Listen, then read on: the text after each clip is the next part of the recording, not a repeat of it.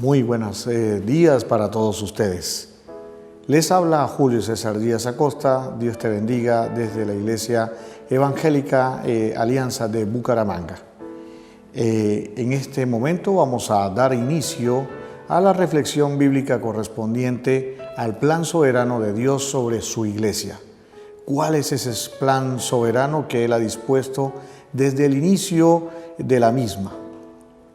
Damos gracias al Señor por este tipo de medios en que podemos transmitir a toda aquella persona que tiene acceso a los medios tecnológicos y poder tener la oportunidad de escudriñar la palabra con la ayuda de la Biblia primeramente y segundo los versículos que ellos te añaden. Leamos en Hechos capítulo número 2, verso número 1, dice así: Cuando llegó el día de Pentecostés, estaban todos unánimes juntos, y de repente vino del cielo un estruendo como de viento recio que soplaba, el cual llenó toda la casa donde estaban sentados. Y desde ese entonces es conocido como el día en que aquel pueblo que no conocía lo que era la iglesia, el Señor Jesucristo dio a conocer la misma ese día. Según los datos que están descritos en el libro de Hechos de los Apóstoles, habían reunido 120 obedientes que obedecieron, como dice el mandato, la voz de Jesucristo, que les dijo: no se vayan de Jerusalén. Y de allí en más comenzó la iglesia que todos nosotros conocemos, la iglesia cristiana. Hoy vamos a hablar de cuál fue ese plan soberano a partir de ese día sobre la iglesia, la cual ha permanecido. Vamos a hablar primeramente, gracias al Señor, por este juego de versos que vamos a enunciar. ¿Cuál es el plan soberano de Dios sobre su iglesia? Vamos a leer la diapositiva que dice Primera de Corintios, capítulo número 3, del verso 6 al 9. Y vamos a analizar cada uno de estos versos y vamos a leer sus inicios, sus pruebas y tribulaciones, cómo fue la expansión de la iglesia hasta nuestro tiempo y dejando en claro a toda aquella persona que lee la Biblia que Jesucristo ha cuidado de su obra desde ese tiempo, casi 2000 años. Primer punto que vamos a desarrollar dice así: el plan soberano de Dios sobre su iglesia. Punto número 1, Dios dispone de un nacimiento. Vamos a tratar rápidamente 4 puntos. Ese nacimiento fue dado a pesar de la incredulidad de mucha gente, a pesar de la desobediencia de mucha gente, a pesar del sistema que reinaba en esa época, a pesar de la distancia de muchas personas. Dios dispuso de un nacimiento y eso que ocurrió en aquella época todavía sigue ocurriendo. Leamos el verso número 6 que dice así, 1 Corintios capítulo 3, verso 6. Cuando Pablo escribe a la iglesia de Corintios de la siguiente manera: yo planté, Apolos regó, pero el crecimiento lo ha dado Dios. Fíjense que en la diapositiva está escrito en amarillo planté, es decir, hay una persona encargada, dispuesta por el Señor para plantar las primeras semillas que dan el inicio a cualquier iglesia cristiana que usted conoce. Vamos a ver que a pesar de la incredulidad, mucha gente que no ha creído como tal, la iglesia va a nacer. Hechos capítulo 1, verso 3 al 4, dice claramente: a quienes también después de haber padecido se presentó vivo con muchas pruebas indubitables, porque más de uno no creyó que Jesús había resucitado. Jesús, autor de la iglesia, autor de la obra, dueño de su obra, dueño por ende de la iglesia.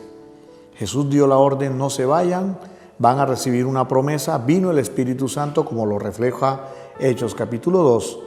Y dice más adelante que Jesús tuvo una serie de apariciones que fueron pruebas que no tuvieron dudas.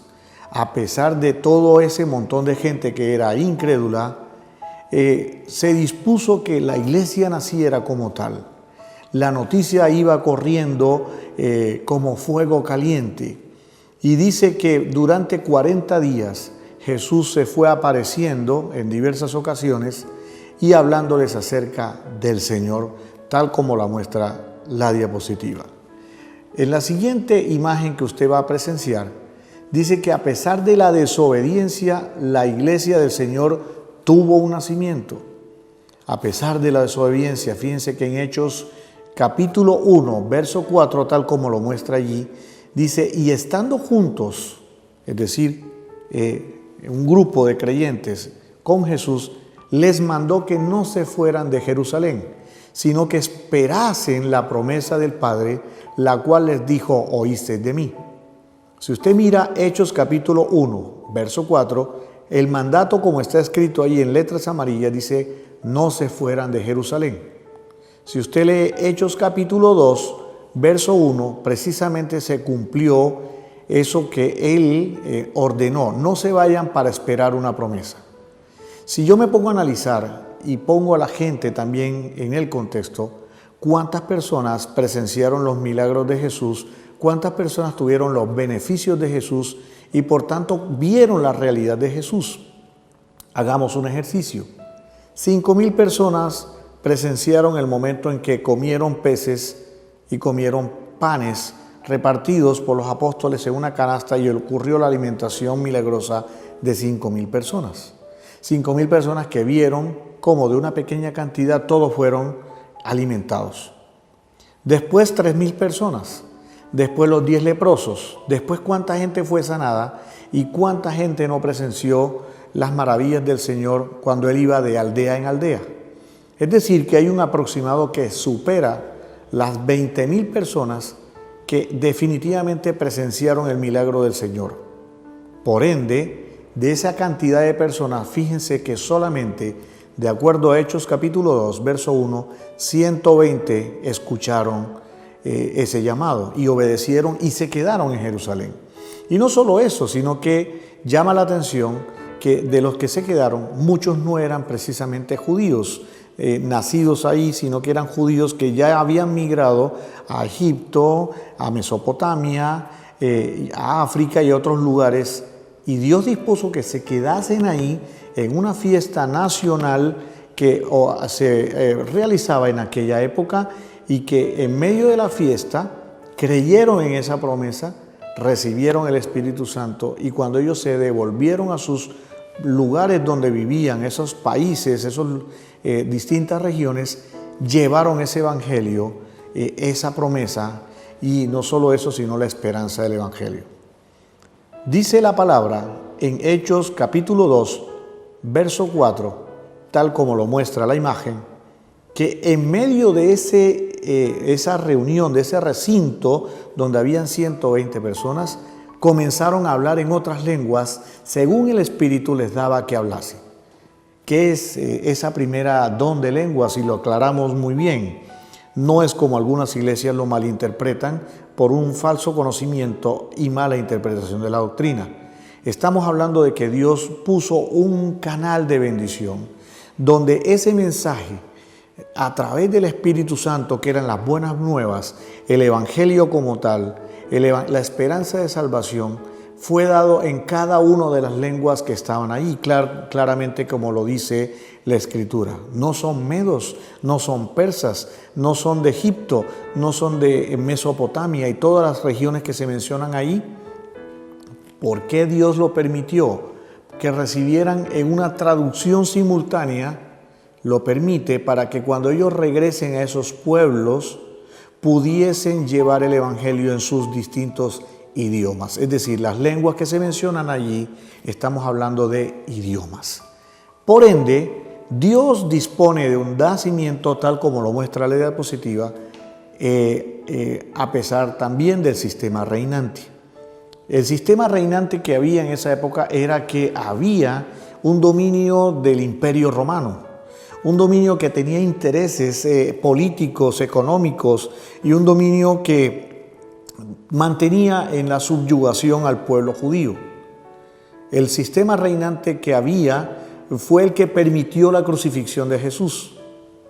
Y cuando Jesús muere y resucita y los testigos empiezan a aparecer, aparecen precisamente los escándalos y aparecen las diferencias entre romanos y los sacerdotes y el cogobierno que había en esa época, que era con el reinado del pueblo hebreo. Aclaremos que el dominio principal era por los romanos. Sin embargo, la presión del sistema político, sin embargo, también el sistema religioso reinante, hablamos del Sanedrín y los sacerdotes, ellos no tenían interés de que se fuera revelada la verdad. ¿Y cuál era la verdad? Que Jesús, ese profeta, ese hombre que era hijo de un carpintero, que mucha gente lo reconocía como hijo de Dios, que generó división de pensamientos en esa época. Más de uno lo esperaba como un Mesías libertador de espada, pero más adelante mucha gente fue revelada a través del Espíritu Santo que él era el Hijo de Dios, el que traía la esperanza de salvación. Ese mensaje se empezó a esparcir como pólvora. Y cuando la iglesia se empieza a conformar el día de Pentecostés, esos 120 personas empezaron también a regar la noticia. Los apóstoles eran uno de los actores principales, tal como lo dice todo el Hechos de los Apóstoles, lo cual te invito a que lo leas. Y Hechos capítulo 4 menciona en el verso 17 y verso 18, cuando los apóstoles son llamados, algunos de ellos, por el sistema religioso para hacerles una intimación. ¿Cuál era la intimación? Dice la palabra: sin embargo, para que no se divulgue más entre el pueblo, amenacémosle para que no hablen de aquí en adelante a hombre alguno en este nombre, es decir, en el nombre del Señor. Y llamándolos, les intimaron. Si usted lo ve en amarillo, les intimaron, traduce intento de soborno, es decir, vamos a darle algo de dinero para callar para siempre sus labios y que no pronuncien más el nombre de Jesús y que no hablen acerca de que ese Jesús resucitó. Y dice el verso 18, y llamándolos les intimaron que en ninguna manera hablasen ni enseñasen en el nombre de Jesús. Estamos analizando que a pesar del sistema reinante, a pesar de la incredulidad, Dios dispuso el nacimiento de una iglesia. La siguiente imagen dice que a pesar de la distancia, la iglesia iba a crecer. Vamos a poner un ejemplo en capítulo 16 de Hechos. Dice: entonces una mujer llamada Lidia, que se considera la primera mujer europea, es decir, Lidia vivía en una ciudad que se conoce como Tiatira, o Teatira, dicen algunos, era comerciante, vendedora de púrpura, creía en Dios, pero no entendía correctamente el mensaje de salvación. Dice que ella al final en algún momento del día, cuando vendía telas y se disponía a adorar a Dios, estaba oyendo el mensaje que Pablo estaba predicando, y dice, y el Señor abrió el corazón de ella para que estuviese atenta a lo que Pablo decía. Y es cuando Lidia recibe al Señor Jesús, se convierte al Señor Jesús y se constituye la primera mujer europea en una región que hoy en día sería Italia, en convertirse al Evangelio del Señor, en llamada a ser cristiana. Entonces fíjense que el Evangelio que nace en Jerusalén ya va por Italia, es decir, Dios dispone que la iglesia nazca a pesar de la lejanía o de la distancia. La siguiente diapositiva dice que todas las regiones los cuales el Evangelio fue avanzando. Comenzó en Jerusalén, luego pasó a Judea, luego a Samaria y hasta lo último de la tierra, que nos incluye hoy en día a nosotros, como en Sudamérica, Colombia, Estados Unidos, si es en el caso de Norteamérica, África, Asia y el resto del mundo. Hechos capítulo 1, verso 8 lo dice: y me seréis testigos en Jerusalén, en toda Judea, en Samaria y hasta lo último de la tierra. Es decir, Dios no va a tener ningún impedimento porque Él es Dios soberano. Voy a poner un ejemplo de unas iglesias aquí a nivel de Colombia, en unas zonas, algunas poblaciones que están en la costa norte, otras en el cercano nororiente, conocida como Ocaña. Ocaña es el lugar, fíjense, un poquito a la izquierda, donde los misioneros que vinieron en aquella época, hace más de 80 años, empezaron ese peregrinaje y esa labor de evangelización. Ellos previamente habían llegado a Cúcuta, que es la capital del norte de Santander, y fíjense que de Ocaña fueron naciendo iglesias, Los Olivos, Aguachica, que es una población cercana, y así sucesivamente, cumpliéndose lo que la Biblia dice, o la palabra del Señor dice, pero el crecimiento lo dará Dios. Reflexionando en el verso que estamos analizando, dice, yo planté, como lo dice en la carta a Corintios Pablo, es decir, él plantó el evangelio, pero el crecimiento al final lo va a dar Dios. Pasaron 2000 años y miren la cantidad de iglesias que hay. Y eso no tiene distancias. Miren, esta es una iglesia de Buenos Aires, Argentina, donde tuvimos la oportunidad de compartir por casi 9 años, la iglesia de Almagro en Buenos Aires, capital federal, la iglesia de los rumaníes en la zona porteña, y fíjense que Dios no tiene límite.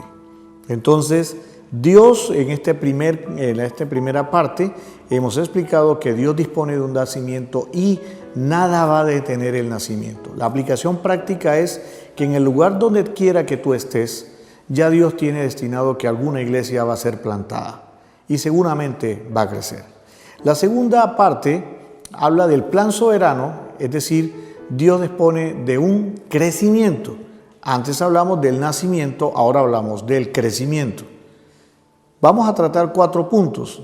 Dios dispone de un crecimiento permitiendo duras pruebas, permitiendo duros obstáculos, permitiendo el surgimiento de columnas dentro de la iglesia y aún, pese a todo, permitiendo los desacuerdos en la iglesia para que la misma iglesia crezca.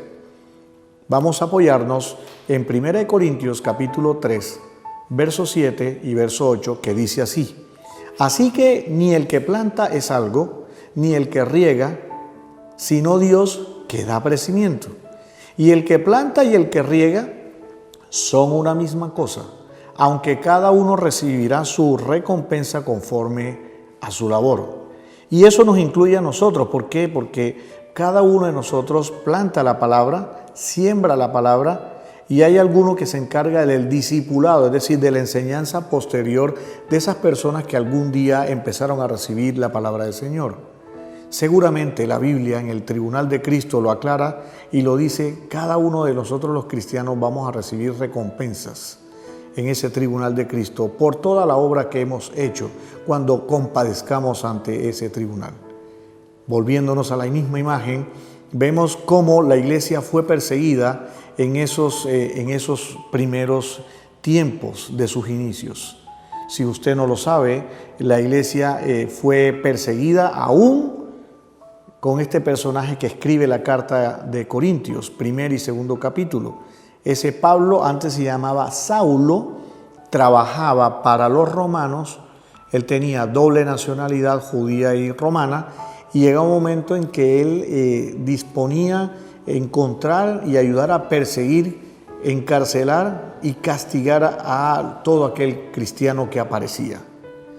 Dios en su soberanía permitió que este hombre se convirtiera al evangelio y luego de ser un perseguidor de cristianos pasó a ser una persona importante. Tan importante es que es el autor de más del 70% del Nuevo Testamento. Sin embargo, pese a todo, no fue fácil el inicio de la iglesia, no fue fácil el crecimiento, que es el tema que estamos hablando, porque más de un cristiano fue llevado a la arena, a morir en medio de los desastres que hacían los romanos por complacer la muerte. Si vemos el ejemplo de Esteban fue apedreado, más de uno murió en el circo romano, devorado por los leones que tenían los romanos, y más de uno por diversión. Nerón, que fue un emperador, se le dio la locura de empalar vivos, es decir, atravesar el cuerpo de las personas o amarrarlos en un madero y quemarlos vivos para alumbrar las calles de la ciudad y permitir ese espectáculo dantesco. Más de un cristiano murió y pagó el precio precisamente de esa manera. Sin embargo, Dios dispuso de un crecimiento y ese crecimiento lo voy a poner con un contexto que es real. Duras pruebas. Dios dispone de un crecimiento a pesar de las duras pruebas. Una prueba importante que vivió la iglesia al principio es que en Hechos capítulo 7, versos 56, 59 y 60, menciona cómo apedrean a Esteban. Y dice, tal como lo ven en las imágenes, que son gráficas por supuesto, dice, y apedrean a Esteban mientras él invocaba y decía, Señor Jesús, recibe mi espíritu. Y puesto de rodillas, clamó a gran voz, Señor, no los tomes en cuenta este pecado. Y habiendo dicho esto, durmió. Qué dura prueba fue tener uno de los máximos colaboradores, de los primeros diáconos que tuvo la iglesia cristiana, Esteban, saber que Esteban fue apedreado de una manera espantosa. ¿Qué ocurrió con esto? Esteban muere, y a lo que Esteban muere, fácilmente el evangelio se esparce más, porque permite que muchos de los apóstoles y todos el resto de discípulos y seguidores tuviesen temores y se fueron de Jerusalén y se van a Judea, a Samaria y se van esparciendo por el resto del mundo. Es decir, la muerte de un hombre llevó a que el evangelio se expandiera a otros lugares, ya sea porque esos hombres tuvieron miedo o porque agarraron valor. La otra diapositiva menciona que a pesar de los duros obstáculos, Dios permitió el crecimiento. Dice Hechos capítulo 4, verso 7 y verso 8, que en algún punto histórico de este recuento, dice que aquellos dos que hicieron el milagro en el pórtico de Salomón, es decir, Pedro y el acompañante, ellos sanan un paralítico que todo el mundo lo veía ahí, está tirado, postrado por muchos años, que entre otras cosas se llama Juan. Ellos son llevados ante un concilio, es decir, el grupo religioso reinante de la época, que era muy cercano a Herodes, y le preguntaron, ¿y con qué potestad o en qué nombre habéis hecho esto vosotros?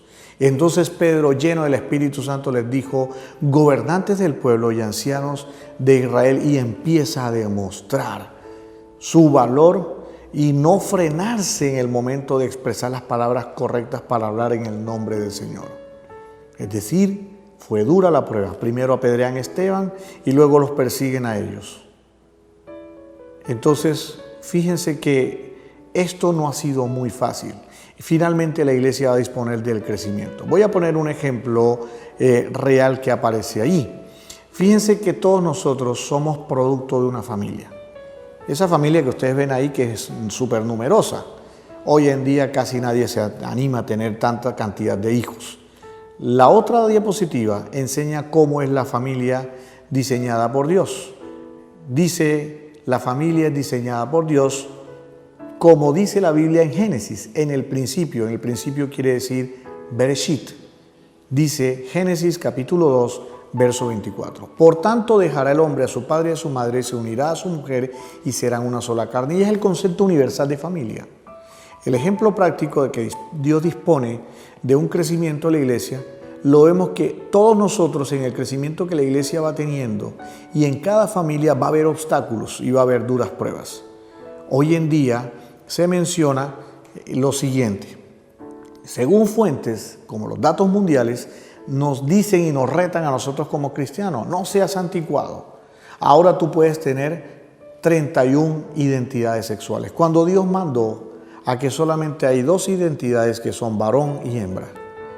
Ahora se menciona que hay 31 identidades sexuales, pero resulta que el último dato que publica el Internet dice que hay 125 géneros, cuando yo conozco masculino y femenino. Varón, mujer, yo decido, voy a poner unos cuantos ejemplos. Según la ONU, hace 2 años se decía que habían 112 sexos. La verdad no entiendo dónde, porque en la misma Biblia menciona hasta en los animales que hay 2 sexos. Y esto no es broma. Vamos a poner el ejemplo que aparece ahí en la pantalla. Un hombre de 52 años ya era casado, se divorcia de la esposa, abandona el hogar y dice que él es una niña de 6 años. Y no solo es eso, sino que se vuelve una niña de 6 años Se disfraza como niña de 6 años y es adoptado por una familia como una niña de 6 años.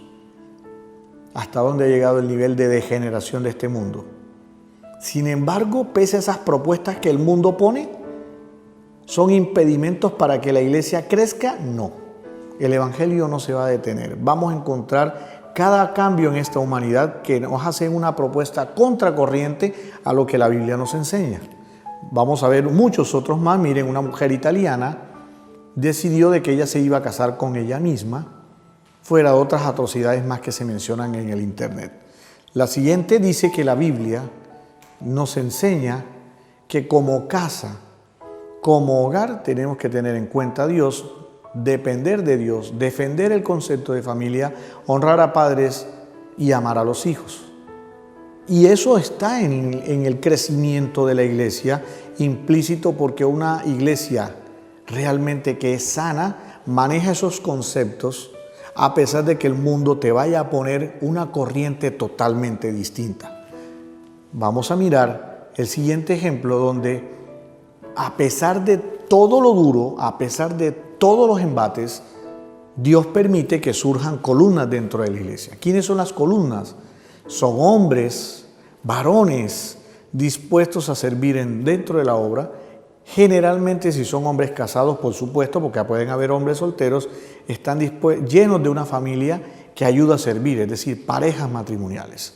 Vamos a poner un ejemplo que se menciona en Hechos capítulo 18, versos 1 al 4. Aquila y Priscila eran una pareja que tenía una particularidad. Ellos fabricaban tiendas y esas tiendas eran de grandes telas, pero ellos servían a la obra del Señor.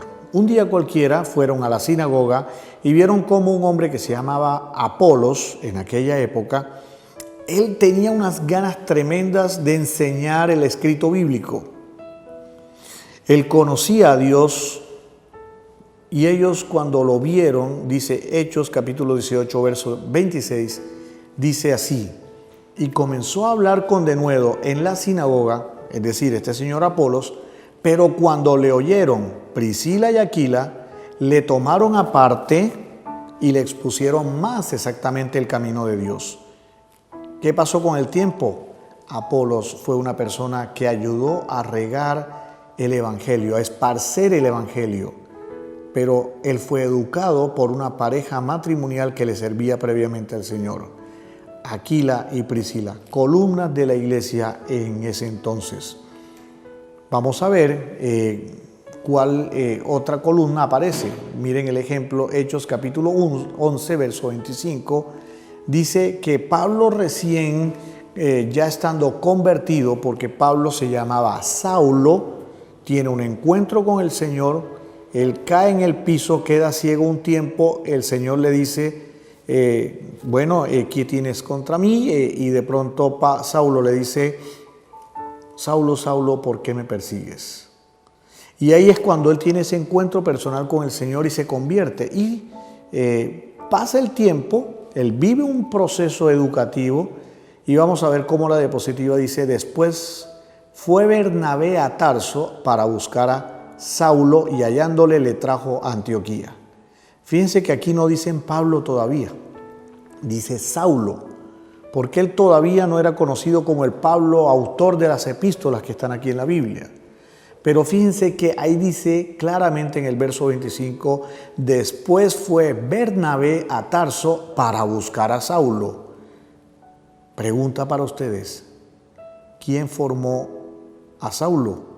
¿Quién lo discipuló? ¿Quién le enseñó correctamente el camino? En este caso, Bernabé. Bernabé fue una columna. Y más adelante Saulo, que ya no se llamará Saulo, se llamará Pablo, pasó también a ser columna para el crecimiento de la obra del Señor. Y dice el verso 26, y se congregaron allí todo un año con la iglesia y enseñaron a mucha gente. Y los discípulos se les llamó cristianos por primera vez en Antioquía. Si alguno te pregunta, querido amigo, querido cristiano, tú que estás escuchando ese mensaje, la iglesia como usted la conoce hoy no es esa la iglesia que en realidad inició. La iglesia empezó a tener nombre propio y los que seguían en esa doctrina se llamaron por primera vez cristianos. Si alguno te lo pregunta, está escrito en Hechos capítulo 11, verso 26. La iglesia fue conocida por su andar y todo el que andaba en ese camino de Cristo se le llamó cristianos. Es decir, la iglesia cristiana es la iglesia más antigua que existe luego de que la iglesia aparece como tal. ¿Por qué? Porque en el Antiguo Testamento la iglesia era un misterio.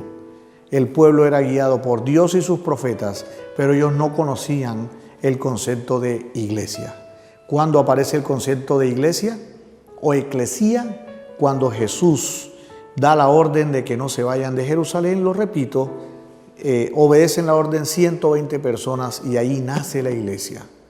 Y todo el que seguía perseverante allí fue llamado cristianos. Pero el reconocimiento, según los datos históricos que está escrito en Hechos de los Apóstoles, comenzó en el verso 26, capítulo 11. Dice, y a los discípulos, es decir, todo el que seguía ese camino, se les llamó cristianos por primera vez. Ahí no dice otra cosa. No dice testigos de Jehová. No dice adventistas. Ahí no dice católicos. Dice cristianos. Y esto lo puedes consultar en cualquier Biblia y va a decir lo mismo. Biblia Dios habla hoy, Lenguaje Bíblico Internacional, Reina Valera, cualquier Biblia, cualquiera va a decir lo mismo. Fíjense en este caso una iglesia que voy a poner como ejemplo. Estas son iglesias que quedan en el norte de Colombia, en la zona de costa, que dice Iglesia de San Marcos Sucre. Esta iglesia es una iglesia que también tiene a su vez muchas iglesias donde fíjense que también van creciendo y van surgiendo obras pequeñas y cumpliendo lo que dice la palabra, pero el crecimiento lo dará Dios. Yo pongo ese ejemplo testimonial así como está. Fíjense, el lado izquierdo, esa imagen, es una imagen que me tomé hace unos 4 años aproximadamente. Es una iglesia que yo pisé cuando tenía 5 años de edad. Yo no era cristiano en esa época y era la primera vez que yo pisaba una iglesia cristiana evangélica. Pasaron ya 40 años y fíjense que hoy soy un hombre cristiano. Y hoy veo que indistinto del lugar donde yo haya pisado, esa palabra fue sembrada ese día y algún día esa palabra surgió su efecto hasta que nace este nuevo hombre que ustedes están viendo como siervo. Así que el crecimiento lo va a dar el Señor en cualquier momento. El siguiente punto menciona que el crecimiento lo va a dar permitiendo aún desacuerdos en la iglesia. Hechos capítulo 15, verso 38-39 dice, pero a Pablo no le parecía bien llevar consigo al que se había apartado de ellos desde Panfilia y no había ido con ellos en su obra, y hubo tal desacuerdo entre ellos que se separaron, el uno del otro. Bernabé tomó a Marcos y navegó a Chipre. Y ahí, cuando Bernabé se toma a Marcos y va a Chipre, nace la iglesia de Chipre. Fíjense que de un desacuerdo nació, aunque los desacuerdos, aclaremos, las divisiones en la iglesia no es lo ideal. Eso es otro capítulo aparte que usted lo puede estudiar perfectamente en Tito, acerca de la carta que escribe Pablo a Tito del hombre que causa divisiones. Las divisiones no son características de una iglesia sana. Sin embargo, ha habido desacuerdos que han permitido que surjan otras iglesias. No es lo correcto, pero puede ocurrir. La siguiente diapositiva menciona, en este caso, cómo hay iglesias en Bucaramanga que pertenecen a un solo concilio y sin embargo, pues van naciendo las más pequeñas y tenemos algunas iglesias que son remanentes de fieles que aún estando en Bucaramanga están en unos barrios alternos y ahí están, persisten en la obra. El crecimiento lo ha dado el Señor. Y para finalizar el tercer punto, dice, Dios dispone un orden estructural. Entonces, repasemos el primer capítulo que hablaba acerca de Dios dispone de un nacimiento. El segundo capítulo, Dios dispone de un crecimiento de la iglesia. Y el tercer punto dice, Dios dispone de un orden estructural. Y vamos a desglosarlo rápidamente en 4 subpuntos. Estableciendo tiempos, estableciendo un gobierno que es bíblico, estableciendo unas funciones y estableciendo unas advertencias para que haya un orden dentro de la iglesia. Primera de Corintios, capítulo 3, verso 9 dice, porque nosotros somos colaboradores de Dios, es decir, cada uno de los miembros de la iglesia, y vosotros sois la labranza de Dios, edificio de Dios. Vamos a ver qué dice, cómo Dios dispone el orden estructural estableciendo tiempos. Si miramos lo que dice en Hechos capítulo 6, verso 3, llegó el momento en que los apóstoles estaban tan ocupados atendiendo muchas personas que ellos dijeron, según el escrito de Hechos, dice así: buscad pues, hermanos, de entre vosotros a 7 varones de buen testimonio, llenos del Espíritu Santo y de sabiduría, a quienes encarguemos de este trabajo. ¿Qué es ese trabajo? Que los apóstoles tenían que orar, predicar y al mismo tiempo tenían que repartir comida a todo el que se acercara. Entonces ellos no podían estar enseñando y al mismo tiempo repartiendo la comida. Y a veces la labor era tan pesada que ellos, el Espíritu Santo les dio la decisión de tomar esa decisión de decir, busquemos 7 varones de buen testimonio. Y es cuando por primera vez aparecen el término de diáconos. Y esos diáconos son conocidos con nombres propios que se mencionan en la Biblia. Les impusieron las manos en señal de aprobación. El más conocido es Esteban. No vamos a anunciar los otros. Yo te invito a que los busques en la Biblia, en el capítulo 6 de Hechos de los Apóstoles. Estos diáconos, a su vez, tienen unos requisitos. Voy a poner un ejemplo en el momento en que Pablo encomienda a un discípulo que fue formándolo, que se llama Timoteo. Timoteo era un joven que fue educado por Pablo. Pablo fue su mentor, pero llegó un momento en que Timoteo tuvo que llegar a responder por una iglesia, mientras Pablo estaba en otro lado. Y la circunstancia lo llevó a que necesitaba esos diáconos o ayudantes. Y entonces Pablo le dice, a través del Espíritu Santo, en la carta que le escribe a Timoteo, cuáles son los requisitos que deben tener esos diáconos. Dice así, que sean sometidos a prueba primero, que sean maridos de una sola mujer, que gobiernen bien a sus hijos y sus casas. Es decir, esos son los requisitos para ser diáconos, marido de una sola mujer. Y que sean sometidos a prueba primero. ¿Por qué? Porque a veces puede uno equivocarse, en una emoción llamar a una persona a servir y resulta que esa persona todavía tiene áreas en su vida que no ha trabajado y no es apto y no genera buen testimonio. Entonces, primero hay que ser sometidos a prueba un tiempo prudente. El tiempo suma paciencia. Es una reflexión que uno puede ver. Vamos a ver cómo le escribe Pablo a Tito, que es otra persona que también delegó en el capítulo 1, verso 5, dice: por esta causa te dejé en Creta, que era una isla, para que corrigiese los deficientes y establecieses ancianos en cada ciudad. Entonces fíjense que ya aparecen los diáconos como ayudantes de los pastores, pero ya también aparece otro personaje importante en el orden estructural de cualquier iglesia, que son los ancianos. Los ancianos son los que gobiernan dentro de la iglesia. Son varones de una sola mujer. Es un cargo de doble honor.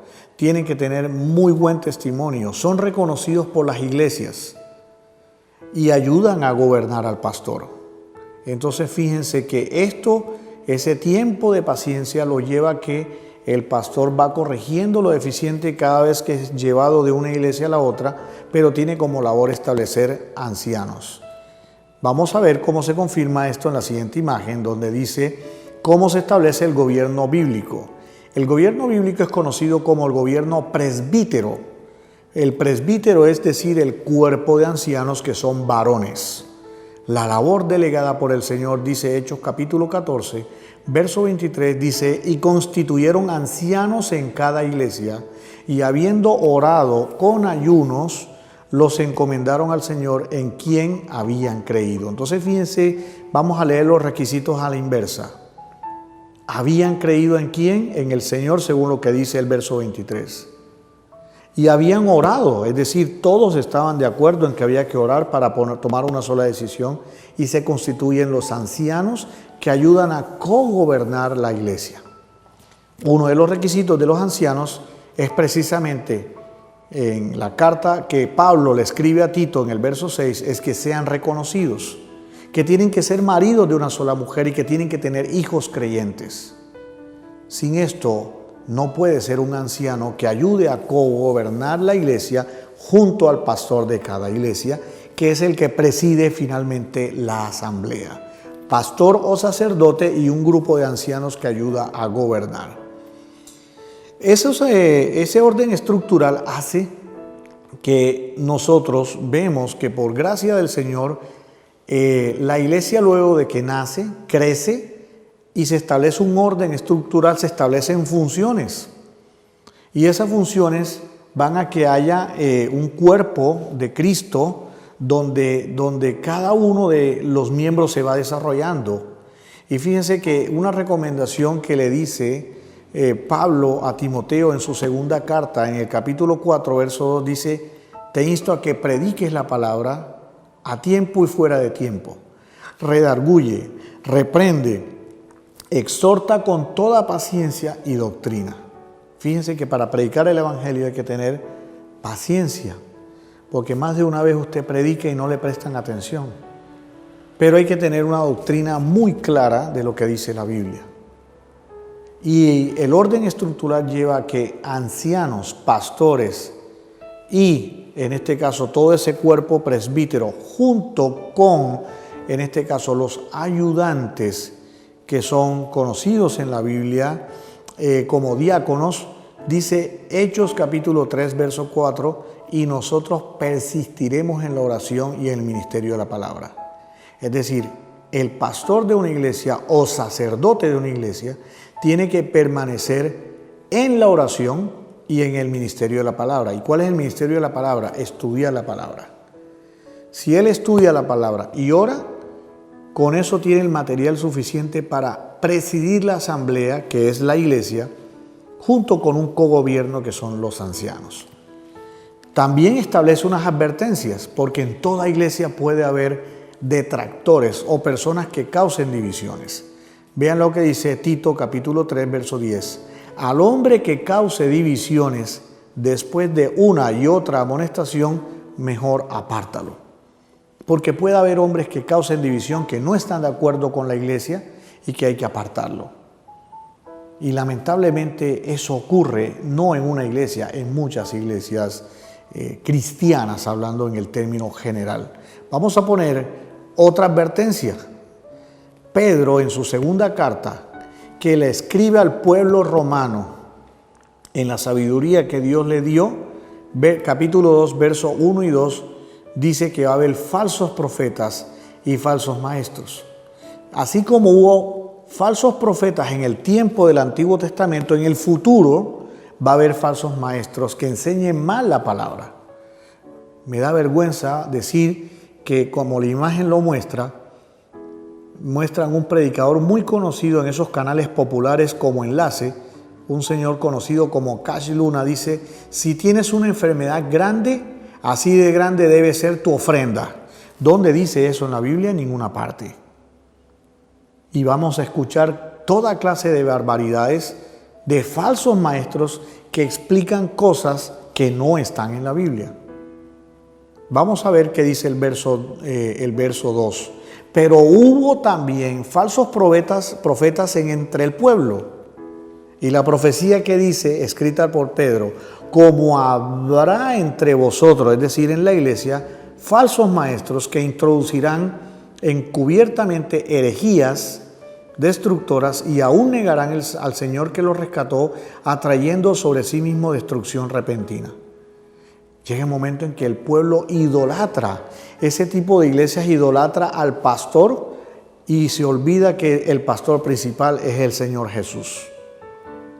Viendo todo este resumen, queridos hermanos, queridos amigos y toda aquella persona que ha tenido de ver esta explicación bíblica, podemos concluir que la iglesia del Señor, su dueño es Jesucristo. El autor de la iglesia del Señor es Jesucristo. Él preservará su iglesia hasta el fin de los tiempos, porque Él es soberano. Y resumiendo los 3 puntos, Él dispone de un nacimiento de una iglesia, no importa lo que venga, no importa lo que haya. Él también dispone de un crecimiento de la iglesia, no importa los obstáculos que haya, pero también dispone de un orden estructural para que su iglesia camine ordenadamente y sea de testimonio. Con esto nos despedimos para finalizar y damos gracias al Señor porque tuvimos la oportunidad de exponer lo que dice la palabra de Dios.